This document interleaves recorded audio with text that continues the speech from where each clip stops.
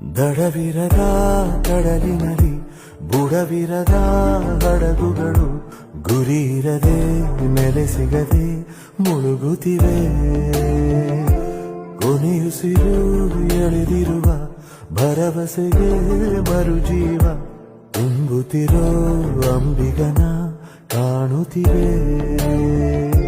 ದುಗುಡಗಳ ಆರ್ಭಟಕ್ಕೆ ಸುಡುತ್ತಿರುವ ಸಂಕಟಕ್ಕೆ ತಡೆಯಾಜ್ಞೆ ತಂದವನು ಯಾರಿವನು? ಗರಿಗೆದರಿ ಹೆದರಿಸುವ ವಿಧಿಯನ್ನೇ ಅಡಗಿಸಲು ಕಂಕಣದೇ ನಿಂತವನು ಯಾರಿವನು?